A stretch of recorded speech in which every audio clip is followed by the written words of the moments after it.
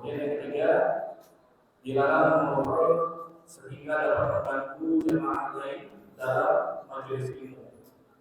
Yang keempat, bagi bapak-bapak dan ibu-ibu sekalian yang membawa anak, dilarang untuk menjaga ketertiban anak sekalian selama kajian ini berlangsung.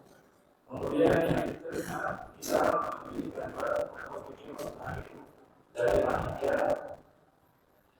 Yang keenam, dimohon untuk menjaga kebersihan masjid dan sekitarnya termasuk air minum.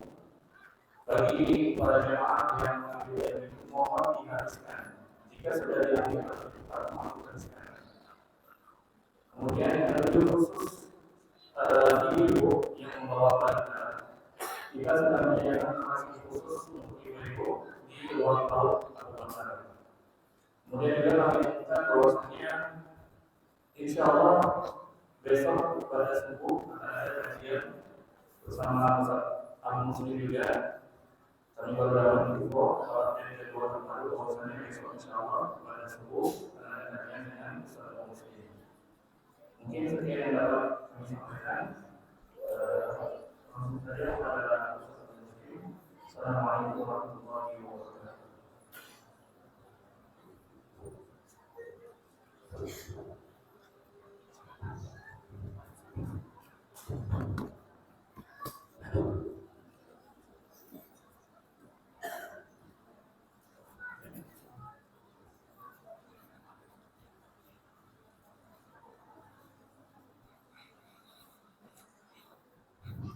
Assalamualaikum warahmatullahi wabarakatuh.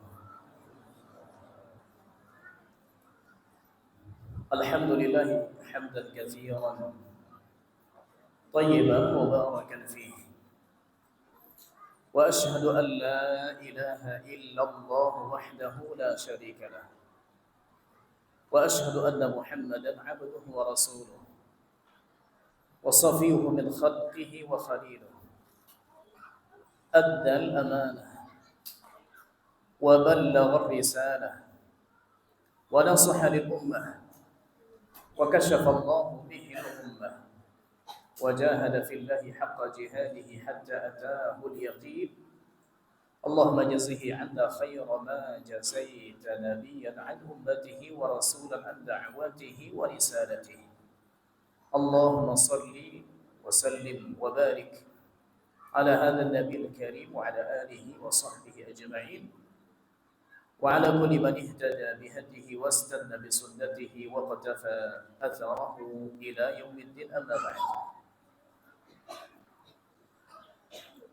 Muslim yang berkah, ini insyaallah ta'ala tema kajian kita malam ini. Dan sebelum kita berpanjang lebar, kita ucapkan kepada asatiz dan juga jemaah di sini jazakumullahu khairan. Semoga insyaallah taala kita termasuk hamba-hamba Allah yang insyaallah taala akan diberkahi. Dosa kita diampuni, derajat kita diangkat. Dan nanti insyaallah taala sebagaimana kita berkumpul di tempat yang paling Allah cintai di dunia, kita juga berharap insyaallah ta'ala Allah kumpulkan di tempat yang paling kita cintai di akhirat, di surganya. Allahumma amin. Jamaah yang Allah muliakan, Muslim yang berkah. Kalimat berkah dari bahasa Arab barakah. Dan kalau kita kembalikan ke asal dalam bahasa Arab, maka disebutkan oleh Nabi kita sallallahu alaihi wasallam dalam hadis di Sunan Abi Dawud dan yang lain, bahwasanya Nabi kita bersabda sallallahu alaihi wasallam, "Idza sajada ahadukum fala yabruk kama yabrukul ba'ir." Jika salah seorang kalian sujud, maka janganlah dia menderum, yabruk, dan juga dari kata barakah, sebagaimana unta menderum. Awal hadisnya sama, tinggal lagi ujungnya ada perbedaan, apakah tangan dulu baru lutut atau lutut dulu baru tangan. Singkat cerita kita ambil dari kata yaburuk. Unta dari berdiri dia akan duduk.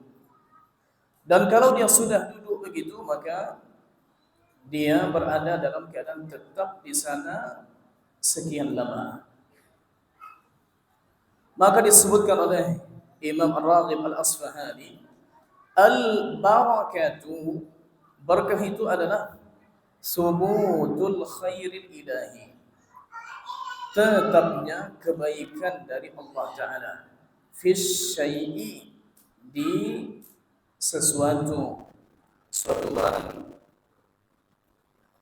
Dijelaskan oleh Imam Ibn Al-Qayyim rahimahullah ta'ala, al-barakatu haqiqatuha as-subutu wal-luzumu wal-istiqrar. Berkah itu hakikatnya adalah tetap eksis, langgeng, berada dalam satu posisi, nyaman dia di sana. Lalu disebutkan faminhu barakal ba'iru idza istaqarra 'ala al-ard. Dan dari bahasa itu diambil barakal ba'ir, mendorongnya unta kalau memang dia posisinya sudah tetap di bumi, di tanah. Kemudian jamaah yang Allah muliakan, dalam syariat kita ada beberapa hal yang Allah sifati dengan berkah. Di antaranya adalah kitabnya Al-Quran. Sebagaimana Allah sebutkan di surat Sad ayat ke-29, kitabun anzalnahu ilaika mubarak. Kitab Al-Quran yang kami turunkan kepadamu penuh dengan berkah. Kembali kepada makna tadi, kebaikannya tetap. Ditambah oleh sebagian ulama, berkah itu kebaikan yang banyak. Kita dapati juga yang Allah sifati dengan berkah, yang insyaallah ta'ala akan kita lakukan atau sudah kita lakukan di bulan Sya'ban ini, yaitu sahur. Disebutkan dalam hadis Sahih Muslim, tasahharu fa inna fis sahuri barakah. Sahurlah kalian, karena pada perbuatan sahur itu, jika riwayatnya dengan dhammah, jika riwayatnya dengan fathah sin, fa inna fis sahuri, karena di makanan yang dimakan tatkala sahur, barakah, itu ada berkah. Meskipun makanannya sama itu juga, cuma digunakan untuk sahur, maka dia lebih berkah.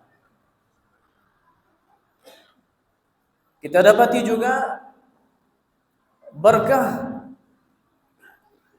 ini juga Allah sebutkan untuk sebagian pohon.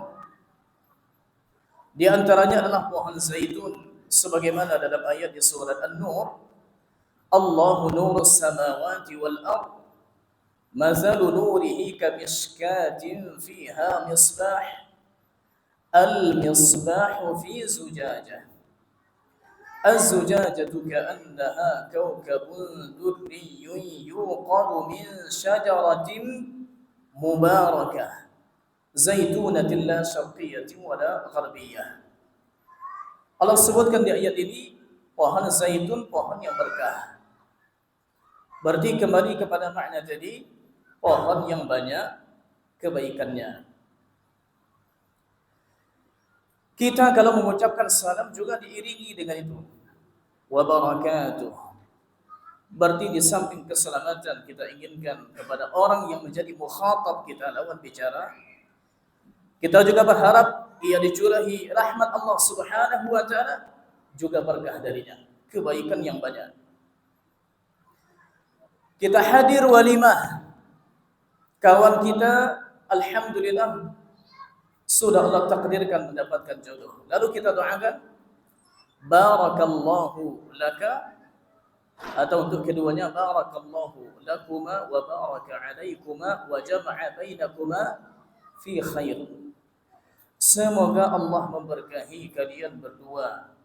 Itu tatkala kondisi-kondisi nyaman, hidup bahagia. Semoga Allah juga memberkahi kalian berdua ketika masa-masa ujian, masa sulit, masa cobaan. Kembali kepada makna tadi, kita sedang mendoakan agar dia mendapatkan kebaikan yang banyak, kebaikan yang tetap, kebaikan yang langgeng. Disebutkan juga di surat Maryam tentang Nabi Isa alaihissalam, wa ja'alani mubarakan aynama kunt. Dan Allah menjadikanku penuh dengan berkah, diberkahi dimanapun aku berada. Kalau kita baca di tafsir Imam At-Tabari rahimahullah ta'ala dan yang lain, maka salah satu maknanya Allah jadikan aku diberkahi dimanapun aku berada, maknanya nafa'an. Aku bisa memberi manfaat dimanapun aku berada. Berarti dengan makna ini, kalau kita berdoa Allahumma ja'alni mubarakan aynama kunt, maka yang kita maksud adalah kita bisa mendapatkan kebaikan dan juga sekaligus memberikan kebaikan kepada lingkungan sekitar kita. Maka ini yang diharapkan dari seorang muslim, berkah di dirinya dan juga bisa menjadi sebab berkah orang lain. InsyaAllah ta'ala di penghujung nanti akan kita sebutkan beberapa sebab atau usaha agar kita berkah, dan apa pula yang harus kita hindari agar hidup kita berkah insyaAllah ta'ala. Sebutkan oleh Nabi kita sallallahu alaihi wasallam, dan hadis ini ada di Musnad Imam Ahmad dengan sanad yang sahih, bahwasanya Nabi kita sallallahu alaihi wasallam bersabda, "Walladzi nafsu Muhammadin biyadihi." Demi Allah yang jiwa Muhammad ada di genggamannya. Nabi bersumpah lalu menyampaikan ini. Isi sumpah Nabi, "Inna masalal mu'mini kamathalin nahlati." Sesungguhnya perumpamaan seorang mukmin ibaratnya seperti lebah. Bagaimana lebah ini? Nabi jelaskan, akalat tayyiban. Dia tidak makan kecuali yang baik-baik. Wa wada'at tayyiban. Dia tidak mengeluarkan juga dari tubuhnya kecuali yang baik. Wa waqa'at falam taksir wa lam tufsid. Dan dia hinggap di bunga, hinggap di tanaman, tapi dia tidak mematahkan, tidak juga merusak. Dia hinggap di tempat yang baik, pun meninggalkan yang baik, tidak mematahkan juga tidak merusak. Disebutkan oleh Imam Al-Munawi rahimahullah ta'ala, dan kita harapkan apa yang beliau sebutkan ini ada di kita. Kalau tidak ada, mesti diadakan. Kalau sudah ada tapi belum maksimal, maksimalkan. Apa kata beliau? Wa wajhus syabah. Sisi kemiripan antara seorang mukmin dengan lebah. Tadi sudah ada penjelasannya di hadis, tapi ada hal-hal lain. Disebutkan hizqun nahli wa fitnatuhu. Cerdasnya lebah, peka. Tambah lagi wa qillatu adahu. Sangat sedikit kalaupun ia akan mengganggu, sangat sedikit. Tapi biasanya lebah tidak menyengat kecuali setelah diganggu. Apa lagi? Wa haqaratihi. dan ia rendah hati. Wa manfaatihi, manfaatnya banyak. Wa qunu'ihi, dan dia juga sangat qanaah, merasa cukup dengan yang ada. Padahal boleh jadi ada sekian banyak bunga di depannya, tapi tidak semua bunga ia ambil. Apa yang cukup baginya hari ini selesai, besok disambung. Apa lagi? Wasa'yuhu fin nahari, ia bekerja itu di siang hari saja. Sama seperti burung mencari rezeki, sorenya sudah pulang. Tidak menghabiskan banyak waktu atau waktu yang lebih banyak untuk dunia. Apalagi watanazzuhuhu 'anil aqdar, dan ia sangat menjauhi, sangat hati-hati dari sesuatu yang kotor. Dia tidak hinggap kecuali di tempat yang baik, beda dengan lalat. Lalu disebutkan lagi wa tayyibun akluhu, makanannya itu makanan baik. Kalau diumpamakan kepada muslim, mukmin, makanannya halal, makanannya baik. Sebutkan lagi wa annahu la ya'kulu min kasbi ghairihi, dan ia tidak pernah makan dari uluran tangan kawannya, tapi dia cari makan sendiri. Wa ta'atuhu li amirihi, dia taat patuh kepada pemimpinnya. Ya, sebutkan kalau lebah ini dia punya ratu atau punya raja, dan dia amat patuh kepada pemimpinnya. Tambah lagi wa anna lin-nahli afatin taqta'uhu an 'amalihi, dan lebah itu juga punya penyakit yang bisa untuk menstopnya, memberhentikannya dari kerjanya.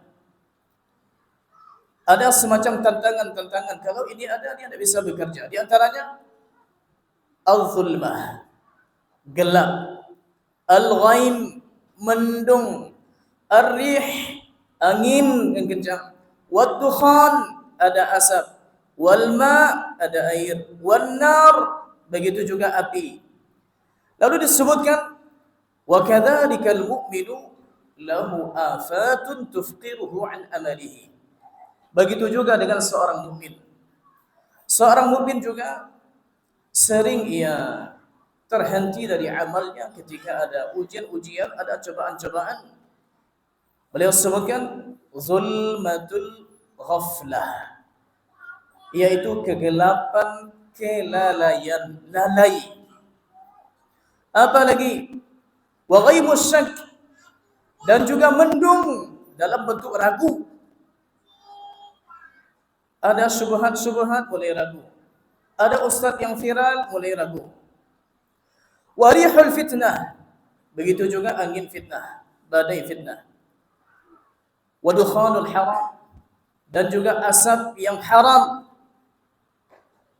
yang dikonsumsi oleh sebagian kaum muslimin, rutin menjadi ahli hisab dari tahun sekian. Andai ditabungkan uangnya 10.000 satu hari itu, atau 20.000 satu hari, kalau dijadikan 1 bulan, itu dikali 30, uangnya sudah 600.000. Kalau dikalikan 1 tahun, itu sudah 7.200.000. Kalau dia bersabar menunggu 5 tahun, dia sudah bisa umrah. Hanya dengan uang yang dipakai untuk menyiksa diri. Sebutkan juga wanarul hawa, dan juga yang akan membinasakan manusia itu adalah yaitu kobaran hawa nafsu. Berarti jadilah seorang muslim yang berkah mirip dengan lebah di perumpamaan-perumpamaan yang tadi beliau sebutkan. Disebutkan juga dalam hadis lain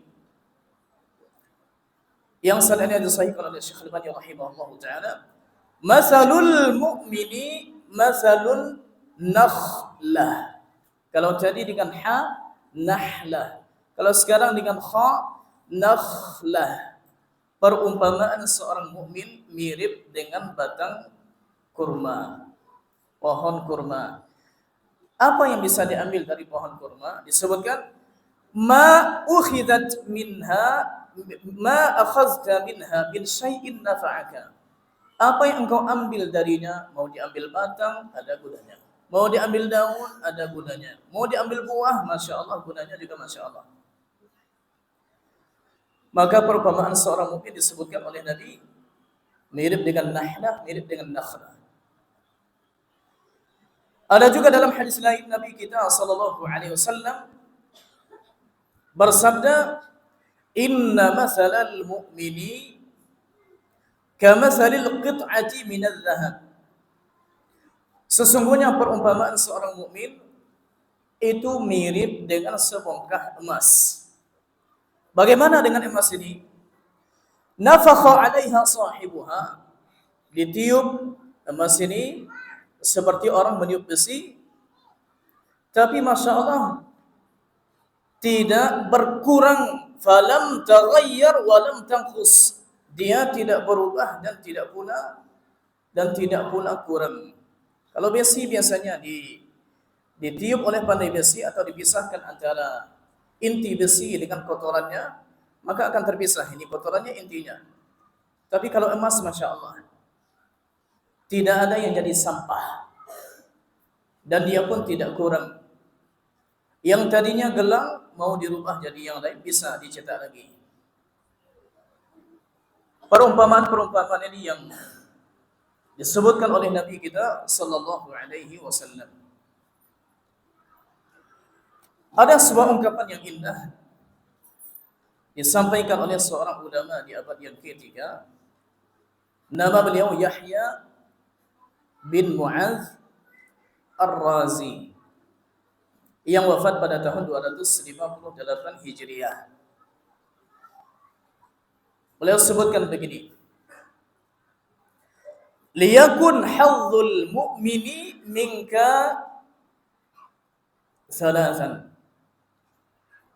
Jatah atau bagian seorang mukmin darimu hendaknya ada 3. Orang mukmin manapun yang ada di sekitarmu, familikah yang sudah dikenal atau orang lain sama-sama hamba Allah Subhanahu wa taala, hendaknya mereka dapat 3 hal ini darimu. Lalu beliau jelaskan, illam tanfa'hu fala tadurrah. Kalau engkau tidak bisa untuk memberinya manfaat, maka jangan menimpakan mudarat kepadanya. Wa illam tufrihu fala taghummahu. Kalau engkau tidak bisa untuk membuatnya gembira, maka jangan membuatnya sedih. Jangan membuatnya galau, gundah. Wa illam tamdahu. Kalau engkau juga tidak bisa memujinya, sulit bagimu untuk memujinya, fala tadhummahu. Maka jangan engkau cela. Kalau tidak bisa beri manfaat, jangan hantarkan mudarat. Tidak bisa memuji, jangan mencela. Tidak bisa membuatnya gembira, mungkin dengan hadiah, mungkin dengan kata-kata, mungkin dengan hiburan dari pengalaman kita. Saya dulu juga begitu, tidak usah sedih dan segala macam. Oh, tidak bisa kita bahagiakan, jangan membuatnya sedih. Sebutkan dalam hadis lain, dan hadis ini masyhur dan ada juga di hadis Arba'in Nawawi, seorang muslim baru akan bisa menjadi berkah bagi saudaranya kalau dia lakukan hal-hal ini. Dan itu Nabi sebutkan, la tabaghadu. Janganlah kalian saling membenci. Wala tahasadu. Jangan saling iri, saling dengki, saling sikut. Wala tadabaru. Jangan saling membelakangi.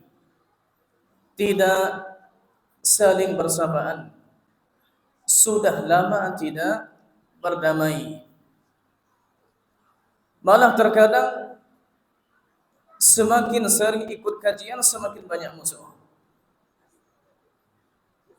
Semakin mempelajari fikih hati, semakin tidak bisa memanage hati. Semakin belajar tentang masalah sabar, semakin tidak paham bagaimana cara mengamalkan sabar. Wa kunu ibadallahi ikhwana, jadilah kalian hamba-hamba Allah yang bersaudara. Lalu Nabi sebutkan, wala yahillu li muslimin an yahjura akhahu fawqa thalathi layal. Dan tidak halal bagi seorang muslim untuk meninggalkan saudaranya, menjauhi saudaranya lebih dari 3 hari. Disebutkan di hadis lain, dan yang paling berkah di antara mereka, lebih afdal adalah mereka yang memulai salam, berusaha untuk mencari jalan damai. Disebutkan juga dalam hadis lain, seorang muslim yang berkah hindari hal-hal ini. Hadis ini Sunan At-Tirmidzi dengan sanad yang dinilai sahih oleh Syekh Albani rahimahullah taala. Laisal mu'minu bit-ta'an. Bukanlah seorang mukmin yang suka menuduh, suka menfitnah. Walal la'an, dan juga bukan seorang mukmin dia yang suka melaknat, dia yang suka mengutuk, dia yang suka menyumpahi. Walal fahish, dan juga bukan seorang mukmin yaitu orang yang melakukan perbuatan keji. Walal bazi, dan juga bukan seorang mukmin orang yang lidahnya kotor. Bazi, kasar, kotor. Lisannya menyakiti hati orang. Dan diberikan rumus umum oleh Nabi kita sallallahu alaihi wasallam sebagaimana hadis di Sahih Bukhari di awal-awal, al-muslimu man salibal muslimuna bil lisanihi wa yadihi. Seorang muslim yang sebenarnya adalah selamat orang muslim yang lain dari lisannya, dari tangannya. Tangannya bisa memukul, tangannya bisa menulis. Dia bikin di Facebook, dia bikin di ini, tapi isinya cacian, makian. Dia ingin memberi nasihat, tapi sebetulnya melakukan fadhihah. Dia ingin memberikan tips-tips jitu supaya orang mendapatkan nasihat, tapi ternyata caranya adalah dengan membuat orang lain malu, mempermalukan orang lain. Ditulis begini, ditulis begitu, lalu ditutup dengan in uridu illal islaha mastata'tu. Aku tidak ingin dari perbuatanku ini kecuali hanya untuk mencari jalan damai. Tapi lidahnya ke sana ke sini. Sebutkan juga dalam hadis Nabi kita sallallahu alaihi wasallam, laisal mu'min, bukanlah seorang mukmin, maksudnya imannya betul-betul sempurna. Harusnya ini tidak terjadi dari seorang mukmin. Apa itu? Alladzi yashba', yang dia perutnya kenyang, wajaruhu ja'i'un ila jambi, tapi tetangganya ternyata merasakan lapar di sampingnya. Dia tahu tetangganya butuh dan rezekinya Allah lebihkan, tapi seakan-akan lisan halnya berkata atau kondisinya mengatakan begini, karena saya yang cari duit, kan saya yang capek. Masing-masing kita akan punya tangan, masing-masing kita akan punya kerja, masing-masing kita akan punya kaki. Akhirnya dia hidup bahagia, orang di sampingnya mungkin tidak tidur memikirkan sekian banyak masalah. Jangan sampai orang mukmin demikian. Sekarang jamaah yang Allah muliakan, kita jelaskan insyaallah taala beberapa hal yang diharapkan dengannya seorang mukmin betul-betul menjadi berkah untuk dirinya dan juga untuk lingkungan sekitarnya. Di antaranya adalah keberkahan itu akan datang kepada seorang mukmin selagi ia menjaga ketakwaan kepada Allah. Dia jaga iman, dia jaga takwa. Dan insyaallah taala akan kita jelaskan pembahasan tentang takwa di pembahasan khusus, tapi secara umum takwa itu punya dua sayap. Perintah, larangan. Perintah ada dua. Ada yang wajib, ada yang sunnah. Larangan juga ada dua. Ada yang haram, ada yang makruh. Pada bagian perintah, ia betul-betul maksimal menunaikan. Pada bagian larangan, ia betul-betul maksimal meninggalkan. Inilah kurang lebih terjemahan takwa. Dan insyaallah taala akan kita kupas di pembahasan khusus nanti tentang takwa. Disebutkan dalam Al-Quran di surah Al-A'raf ayat 96. Ayat ini masyhur juga. Walau anna ahlal qura amanu wattaqau lafatahna alaihim barakatin minas sama'i wal ard walakin kadzabu fa akhadnahum bima kanu yaksibun. Andai penduduk suatu negeri beriman dan bertakwa, dia jaga keimanannya, dia jaga ketakwaannya, pastilah kami akan limpahkan kepada mereka berkah dari langit dan bumi. Apa maksudnya berkah dari langit dan bumi? Karena ini ayat berarti kita merujuk kepada tafsir ulama kita yang mereka jauh lebih paham, karena mereka juga belajar dari orang yang jauh lebih paham dari mereka, para sahabat, para tabi'in. Maka disebutkan la fatahna alaihim barakatin minas sama'i wal ard, kami buka bagi mereka berkah dari langit dan bumi. Kata Imam Ibnu Katsir, ai qatrus sama'i wa nabatul ard, turunnya hujan dari langit, kemudian tumbuh-tumbuhnya taman, masya Allah, dengan subur. Kalau bagi kita di sini jemaah, khususnya di Indonesia, ini mungkin terkadang kita berlindung dari hujan. Karena boleh jadi ketika hujan turun sudah banyak bencana yang kita lihat. Ketika hujan turun ada sebagian pekerjaan kaum muslimin yang mungkin tertunda. Apalagi pekerjaan yang sifatnya menjemur-jemur. Bikin kerupuk, jemur, bikin ini jemur, tapi hujan turun terus. Akhirnya terhalang dia untuk melakukannya. Kemudian juga tanam-tanaman yang tumbuh subur. Kalau kita berbicara di negeri kita, sepertinya makna ini mungkin tidak terlalu kita resapi. Tapi coba kalau kita bawakan di mana ayat ini turun. Ayat ini turun di Mekah, surat Makkiyah. Mereka berharap untuk dapat hujan, karena bagi mereka dapat hujan sekali, masya Allah. Saya 5 tahun tinggal di Mekah. Paling banyak hujan dalam setahun itu 5 kali. Dan biasanya terjadi ketika musim-musim haji. Bahkan sekali turun bisa banjir. Dan itu terjadi tahun 2005 pernah banjir, 2009 pernah banjir. Dan saya pas haji ketika itu sampai-sampai ada yang meninggal dan dibawa sekian banyak mobil kendaraan oleh banjir. Padahal jarang hujan. Kemudian juga seperti tumbuh-tumbuhan, bagi kita di sini jangankan ditanam, dilempar saja tumbuh. Tapi kalau di sana dengan suhu di sana ketika bulan Ramadan, saya lihat di dinding Masjidil Haram, malam-malam kita salat tarawih suhunya 42 derajat. Itu malam-malam. Ketika musim haji, ini umumnya panas. Itu pernah di musim haji sampai suhu 52, 53.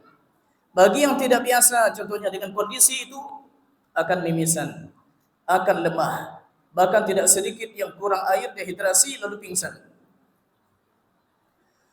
Bagi kita di sini yang alhamdulillah kondisi kita mungkin panas-panas sedikit, tapi apa yang ditanam tumbuh subur, masya Allah. Bahkan sebagian yang kita tidak harapkan tumbuhnya di rumah tumbuh. Rumput sudah di siang pekan ini tumbuh lagi.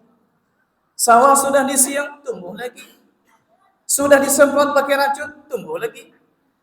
Tapi di sana susah. Saya sudah praktekkan juga, pernah menanam sayur di Mekah sana. Lalu sekali lupa kita menyiramnya, sorenya sudah coklat. Karena panas yang demikian luar biasa. Ini jamaah yang Allah muliakan, kalau kita bawakan ke kondisi di mana Quran ini turun, ayat ini turun, luar biasa. Berarti kita jaga ketakwaan kepada Allah Ta'ala, kita jaga keimanan, maka akan datang berkah. InsyaAllah Ta'ala, baik dari langit atau dari bumi. Yang disebutkan hanya beberapa contoh. Dan masih banyak berkah-berkah yang lain. Yang kedua, sejalan dengan yang tadi, cara untuk mendapatkan berkah adalah tarkul maksiyah. Tinggalkanlah maksiat. Tinggalkan maksiat. Sebutkan dalam ayat 276 surat Al-Baqarah. Allah Subhanahu wa taala berfirman, "Yamhaqullahu ar-riba wa yurbis sadaqat." Allah akan memusnahkan riba dan menyuburkan sedekah. Apa maksudnya Allah memusnahkan riba lalu menyuburkan sedekah? Disebutkan oleh Syekh Asy-Syanqiti rahimahullahu taala dalam kitab Adwaul Bayan, yamhaqullahu riba, Allah memusnahkan riba. Apa maksudnya? Kata beliau, yuzhibuhu, sarraha fi hadhihi al-ayatil karimati bi annahu yamhaqur riba. Allah menjelaskan dalam ayat ini bahwasanya Allah akan menghapuskan riba. Maksudnya yuzhibuhu bil kulliyah. Akan Allah hilangkan semuanya min yadi sahibi, dari tangan orang yang memiliki harta riba itu. Silakanlah bersenang-senang sekarang dengan harta riba. Oh, banyak kita untung dengan mereka yang datang ke rumah pakai motor. Kalau dulu dicari kita yang pakai motor ke sana, daftar-daftar, isi formulir. Sekarang tidak lagi, kita yang dikejar ke rumah. Kalau tidak dikejar ke rumah, dikejar dengan aplikasi-aplikasi inilah, itulah, dan segala macam. Datang ke rumah cukup hanya dengan dua syarat. Satu, fotokopi KTP. Yang kedua, foto selfie dengan KTP dibeginikan. Itu sudah bisa untuk pinjam sekian. Ibu butuh berapa? Bapak punya usaha apa? Butuh berapa? Tak ada masalah, kami bantu. Kami bantu. Bantu, tapi dengan cara yang ini. Berarti Allah Subhanahu wa taala akan menghilangkan harta itu semuanya dari tangan orang yang mengambilnya. Atau hartanya ada, apa kata beliau? Au yuhrimuhu barakata malihi. Atau boleh jadi Allah Subhanahu wa taala akan menghalanginya mendapatkan berkah dari harta itu. Harta masih ada di tangan tapi berkah kurang. Nak nampak berkah. Sebentar-sebentar sakit, sebentar-sebentar bencana, atau tidak jelas kemana saja perginya. Diberikan ke sini, rusak. Diberikan ke sini, tidak lama dipakai, tidak bisa lagi dipakai. Diberikan ke sana, ke sini, malah menjerumuskan kita kepada maksiat yang lebih besar. Berkah tak ada. Fala yantafi'u bihi, maka ia tidak bisa untuk mengambil manfaat dari harta itu. Ada sebuah pesan disampaikan oleh Imam Ibnu Qayyim rahimahullahu taala di kitab Al-Jawabul Kafi. Al-ma'asi tamhaqu barakatal umur. Maksiat itu akan menghapus, menghilangkan berkah umur. Umur panjang tapi hidup sengsara. Wa barakatar rizq, begitu juga akan memusnahkan, menghilangkan berkah rezeki. Wa barakatul ilm, juga berkah ilmu. Yang dihafal banyak tapi manfaatnya sangat sedikit. Teramalkan sangat sedikit. Sudah banyak ikut sana sini tapi yang terekam hanya sedikit. Wa barakatul amal, begitu juga amal. Berkahnya kurang. Kita melakukan puasa, capeknya saja yang dapat. Kita melakukan salat, sudah berdiri, Sujud, ruku' yang terasa adalah capek-capek di badan, capek-capek di kaki. Wa barakatat ta'ah. Begitu juga hilang berkah dalam ketaatan. Tidak dapat lagi kelezatannya. Adzan ya? Silakan adzan ya.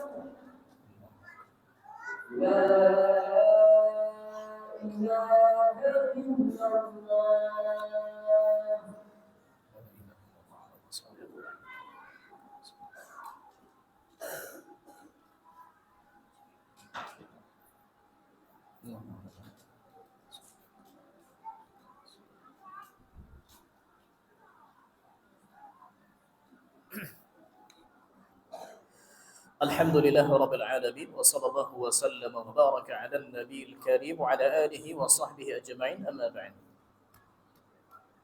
InsyaAllah ta'ala dengan meninggalkan maksiat, hidup kita semakin berkah, umur semakin berkah, rezeki semakin berkah.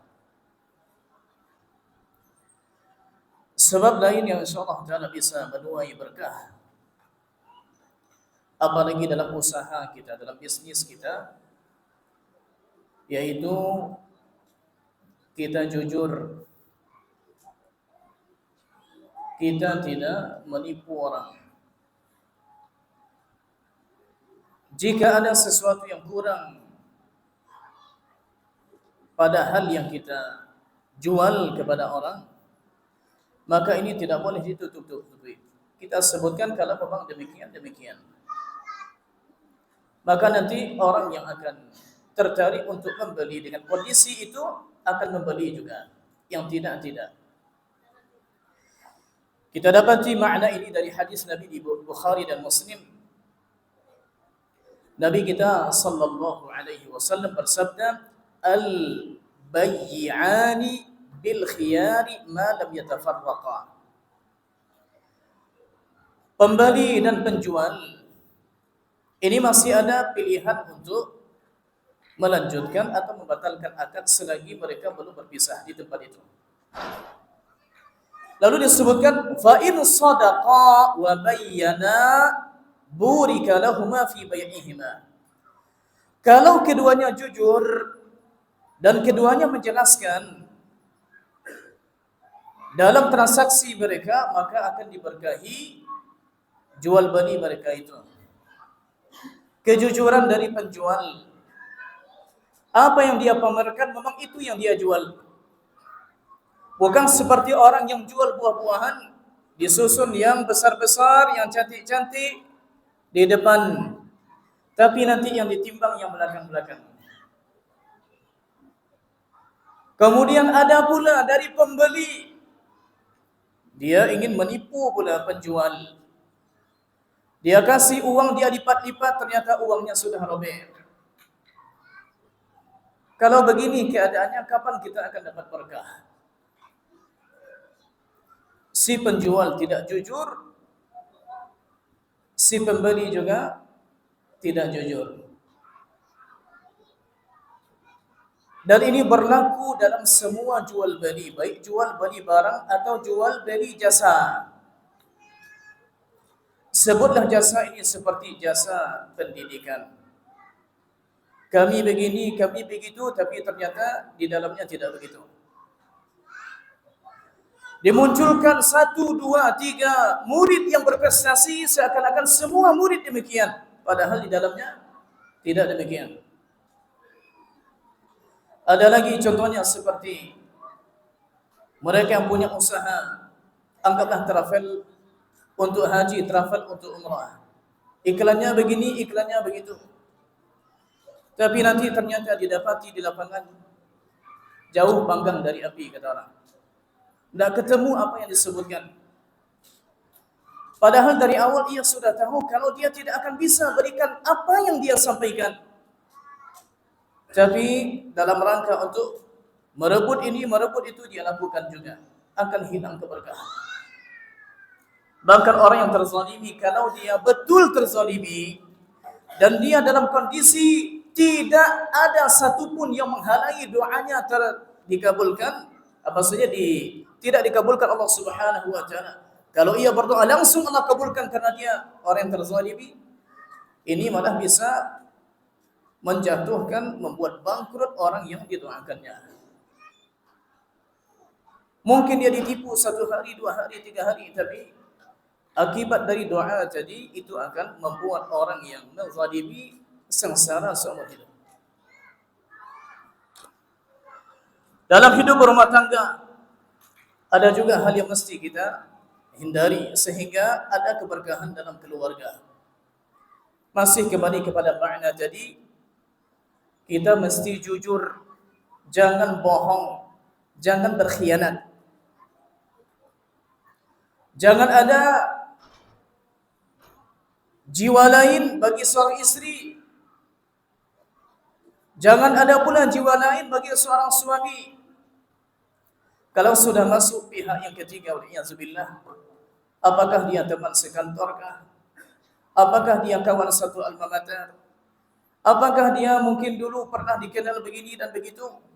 Dan mulai masuk ke rumah tangga seseorang, mulai bersembunyi, mulai melakukan begini dan begitu, maka disampaikan oleh Anas bin Malik radhiyallahu anhu di sebuah riwayat yang diriwayatkan oleh Imam Al-Kharaiti dalam kitab Makarimul Akhlaq, "Idza kanat fil baiti khiyanatun zahabat minhul barakah." Kalau di satu rumah sudah ada pengkhianatan dari satu pihak, apalagi kedua belah pihak, maka tidak akan ada berkah lagi di rumah itu, akan pergi berkah. Saya pernah menyampaikan suatu kajian di suatu tempat, tidak usahlah kita sebutkan di mana tempatnya. Waktu itu kita sedang menjelaskan tentang tafsir firman Allah Subhanahu wa taala di surat At-Tahrim, "Ya ayuhan nabi lima tuharrimu ma ahallallahu laka tabtaghi mardata azwajik." Lalu kita baca sebab nuzul dari ayat ini bahwasanya Nabi kita sallallahu alaihi wasallam mengharamkan atas dirinya madu ketika tidak disukai oleh salah seorang istrinya, atau mengharamkan atas dirinya untuk menggauli budaknya untuk membuat reda istri yang lain. Singkat cerita, di sela-sela tafsir ayat ini karena berhubungan dengan keluarga, maka kita jelaskan, kita singgung sedikit tentang masalah hadis yang tadi, pengkhianatan dalam keluarga. Lalu kita bacakan beberapa kasus yang langsung disampaikan oleh pelaku kepada kita. Bagaimana solusinya, Ustaz? Ada seorang suami melaporkan istrinya. Bahkan ada istri pula yang menuliskan surat curhat untuk diselesaikan masalahnya dengan suaminya. Intinya dua-duanya masalahnya sama, yaitu masalah selingkuh. Ada orang ketiga yang masuk dalam keluarganya. Bahkan ada seorang istri yang dikhianati begitu, lalu ia siap untuk dipoligami agar suaminya mencari jalan yang halal. Tapi suami tatkala ditantang dengan poligami, hendak pula mau. Sepertinya lebih enak yang cara tadi. Selesai kajian, kita sampaikan demikian. Belum beranjak kita dari tempat salat untuk salat sunnah setelah salat Isya, maka datang seorang jemaah bapak-bapak yang sudah berumur. Kalau masih muda, okeylah. Tapi bapak ni orang yang pernah muda, sudah tua. Ya umurnya kurang lebih mungkin 50-an. Lalu dia melaporkan apa yang terjadi dengan istrinya. Pokoknya disebutkan bahwasanya istri saya dulu pernah chattingan dengan kawan satu alma mater dengannya. Dia dapat nomor dari grup ini, grup itu dan segala macam. Akhirnya sampai menangis beliau terisak-isak. Dan tidak bisa beliau selesaikan cerita ini sampai akhir. Saya tak menyangka tatkala menyampaikan ceramah di awal, tak menyangka kalau ada kasus itu betul-betul ada di diri jamaah yang hadir kajian kita. Ternyata di sini ada, di situ ada. Pindah lagi masjid, Kemudian ada lagi kajian, datang lagi seorang istri, minta waktu sebentar Ustaz, dan ditemani oleh saudaranya. Lalu mengisahkan tentang suaminya begini, begini, dan begini. Disampaikannya begini bahwa suami saya katanya itu mengizinkan saya untuk berinteraksi, berkomunikasi dengan lawan jenis. Bahkan dia sampaikan begini, kalaupun engkau pergi dengannya, bermalam dengannya di hotel, terserah. Yang penting kalau itulah yang membuatmu bahagia, maka silakan. Apakah suami seperti ini betul-betul suami yang beriman? Atau suami seperti ini apa yang disebut oleh Nabi SAW dalam hadis dayus, orang yang membiarkan keluarganya mudah saja melakukan maksiat dan dia tahu itu. Maka jika ada pengkhianatan di rumah tangga, maka rumah tangga itu akan rusak. Tinggal lagi nanti seberapa persen pengkhianatan itu. Barangkali pengkhianatan itu masih sebatas chatting-chatting, akan ada pula kadarnya nanti. Atau boleh jadi sudah sampai bertemu, akan ada pula kadarnya nanti. Atau bukan saja sekedar bertemu, sudah berduaan, ada pula kadarnya nanti. Semakin pengkhianatan ini parah, maka semakin keberkahan itu akan jauh dari rumah tangga. Hal lain juga jamaah yang Allah muliakan, yang insyaAllah ta'ala akan mendatangkan keberkahan, yaitu kita bersatu dan tidak berpecah, bersama dan tidak main sendiri. Disebutkan dalam hadis, insyaallah taala jika nanti betul ada pertanyaan silakan dikirim, kita bisa jawab ahlan wa sahlan, kalau tidak insyaallah kita tangguhkan. Disebutkan dalam hadis Nabi sallallahu alaihi wasallam, asalnya di Sahih Muslim, tapi yang saya bacakan di Sunan Ibnu Majah lafaznya, kulu jami'an wa la tafarraqu, makanlah kalian bersama dan jangan kalian berpecah-pecah. Fa inna ta'amal wahidi yakfil itsnaini, makanan untuk satu orang cukup untuk dua orang, makanan dua orang cukup untuk tiga orang, cukup untuk empat orang. Kulu jami'an wa la tafarraqu, makanlah kalian bersama dan jangan berpisah-pisah. Fa innal barakata ma'al jamaah, karena berkah itu ada bersama jemaah. Hadis ini dihasankan sanadnya oleh Syekh Al-Albani rahimahullahu taala. Disebutkan juga untuk mendapatkan berkah, dan barangkali kita akhiri dengan ini kata supaya nanti ada waktu, yaitu banyak-banyak berdoa memohon kepada Allah taala keberkahan. Akan kita sebutkan beberapa doa yang datang dari Nabi menunjukkan kita memohon berkah. Diharapkan dengannya insyaallah taala mudah-mudahan semakin banyak membaca doa ini, semakin banyak limpahan berkah yang kita dapatkan. Di antaranya adalah doa yang Nabi baca ini di pagi-pagi sekali. Nabi baca, Allahumma barik li ummati fi bukuriha. Ya Allah, berkahilah bagi umatku di pagi-pagi sekali. Kalau kita baca bahasa Arab biasanya sabahan mubakiran, contohnya. Sabahan bakiran. Berarti untuk kita, kalau Nabi berdoa untuk umatnya begitu, kita sebagai umatnya akan berdoa, Allahumma barik lana fi bukurina. Ya Allah, berkahilah bagi kami di pagi-pagi kami. InsyaAllah ta'ala kalau kita memulai hari itu baik, maka insyaAllah ta'ala kita juga mampu mengakhirinya dengan baik. Doa lain juga dari Nabi kita sallallahu alaihi wasallam, hadis ini ada di Mustadrak Imam Hakim, di Mu'jam At-Tabarani dengan sanad yang sahih. Doanya begini, sedikit panjang. Kalau tidak hafal nanti bahasa Arabnya, mudah-mudahan nanti saya kirim. Allahumma inni as'aluka, ya Allah, sesungguhnya aku memohon kepadamu, antubarikali fi nafsi, antubarikali fi nafsi, agar engkau berkahi jiwaku, wa fi sam'i, dan juga pendengaranku, wa fi basari, dan juga penglihatanku, wa fi ruhi, dan juga pada ruhku, wa fi khalqi, dan juga pada penciptaanku, perawakanku, badanku. Wa fi khuluqi, berkahi juga ya Allah di akhlakku. Wa fi ahli, berkahi juga di keluargaku. Wa fi mahyaya, juga dalam kehidupanku. Wa fi mamati, dalam kematianku atau matiku. Wa fi amali, dan amalanku. Kita ulangi.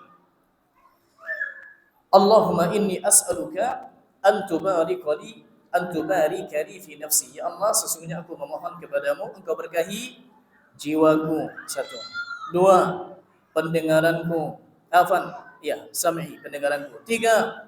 Basari, penglihatanku. 4. Ruhi, ruhku. 5. Khalqi, perawakanku, penciptaanku. Wa fi khuluqi, akhlakku. Wa fi ahli, keluargaku. Wa mahyaya, fi mahyaya, hidupku. Wa fi mamati, matiku, berkahi juga ya Allah. Hidupku berkahi, matiku berkahi. Wa fi amali, dan juga dalam amalanku. Ada doa lain dan ini dianjurkan dibaca ketika salat witir. Doa qunut witir. Dan itu hampir setiap malam dibaca oleh imam di Masjidil Haram tatkala salat witir. Sudah masyhur, Allahumma hdini fi man hadait. Kalau kita baca Allahumma hdina fi man hadait, wa afina fi man afait, wa tawallana fi man tawallait. Sambungnya wa barik lana fi ma a'tait, wa tawallana fi man tawallait, wa barik lana fi ma a'tait. Ya Allah, berkahilah bagi kami pada apa yang Engkau berikan kepada kami dari rezeki.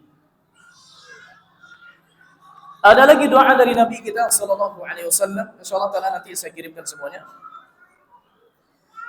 Sebutkan dalam hadis Musnad Imam Ahmad, Allahumma basut alaina, Allahumma basut alaina min barakatika wa rahmatika wa fadlika wa rizqika.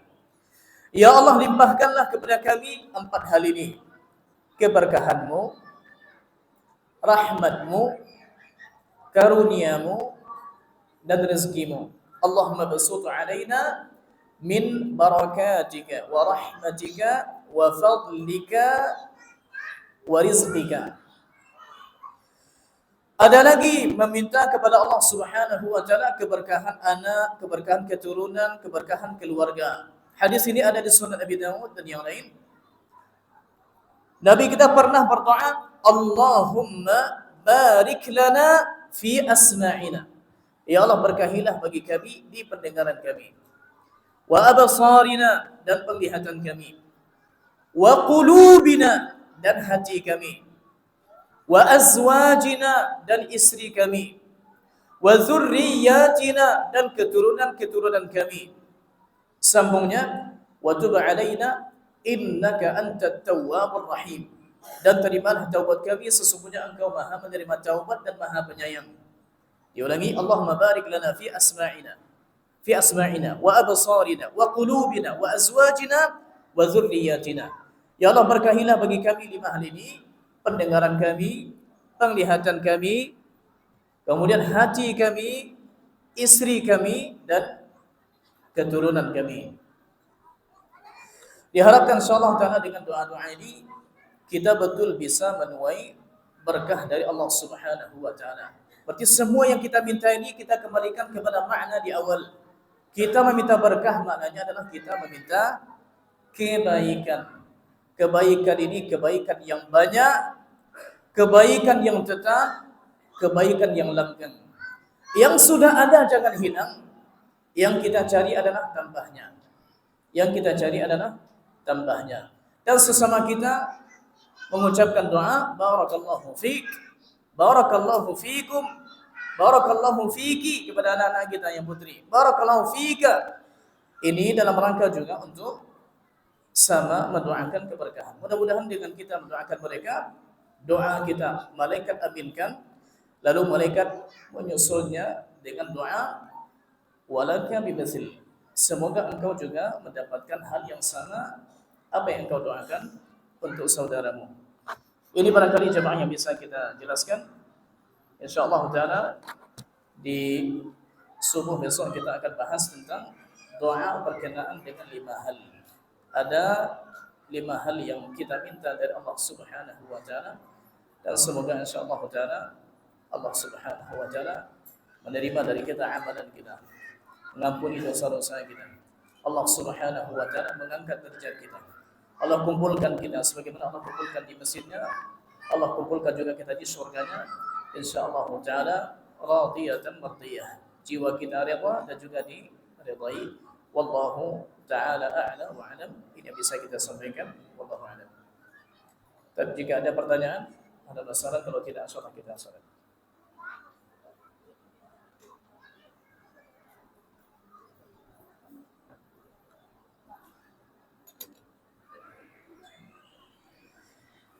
Tapi boleh ada ya. Tapi insyaallah taala kita sambung besok. Kalaupun ada yang ingin ditanyakan tapi tak sempat mencatatnya, tak sempat ininya, mudah-mudahan di besok pagi insyaallah taala. Atau ustaz-ustaz kita di sini masyaallah kita sampaikan kepada ustaz kita dan para guru-guru kita di sini, semoga Allah Subhanahu wa taala memberkahi mereka. Semoga Allah Subhanahu wa taala memberkahi ilmu mereka, dan berkah ilmu itu juga terbiaskan kepada kita insyaallah taala. Jazakumullahu khairan. Wassalamualaikum warahmatullahi wabarakatuh.